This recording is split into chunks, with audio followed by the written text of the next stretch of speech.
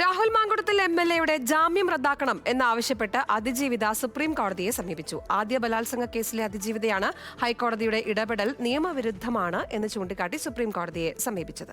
രണ്ടാം ബലാത്സംഗ കേസിലെ ജാമ്യ വ്യവസ്ഥ ലംഘിച്ചെന്ന ഹർജിയിൽ മറുപടി നൽകാൻ സമയം ചോദിച്ചതിന് പിന്നാലെയാണ് അടുത്ത ഹർജിയും സമർപ്പിച്ചത്.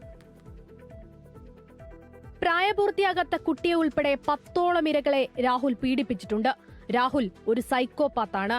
സാമൂഹ്യവിരുദ്ധ സംഘടനകളുമായി ബന്ധമുണ്ട്.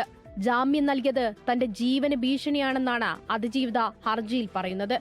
അതിനാൽ രാഹുലിന്റെ ജാമ്യം റദ്ദാക്കണമെന്ന അതിജീവിതയുടെ ആവശ്യം. ജാമ്യവേളയിലെ ഹൈക്കോടതിയുടെ ഇടപെടൽ നിയമവിരുദ്ധമാണെന്ന് ചൂണ്ടിക്കാട്ടിയാണ് അതിജീവിത സുപ്രീം കോടതിയെ സമീപിച്ചിരിക്കുന്നത്. അതായത് ജാമ്യം പരിഗണിക്കുന്ന ഘട്ടത്തിൽ പ്രഥമ ദൃഷ്ട്യാൽ തെളിവ് നിലനിൽക്കുമോ എന്ന് മാത്രമാണ് പരിശോധിക്കേണ്ടത്. നൂലിഴകീറി പരിശോധിച്ചാൽ അത് വിചാരണയായി മാറും. നടന്നത് മിനി ട്രയൽ എന്നാണ് അതിജീവിത പറയുന്നത്. ഒരാഴ്ചയ്ക്ക് ശേഷം സുപ്രീം കോടതി കേസ് പരിഗണിക്കും.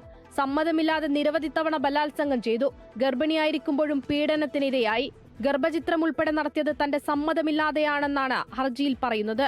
രണ്ടാം ബലാത്സംഗ കേസിൽ ജാമ്യവ്യവസ്ഥ ലംഘിച്ചെന്ന രാഹുൽ മാങ്കൂട്ടത്തിനെതിരായ ഹർജിയിൽ മറുപടി നൽകാൻ സമയം ചോദിച്ചതിനു പിന്നാലെയാണ് അടുത്ത ഹർജിയും എത്തിയിരിക്കുന്നത്.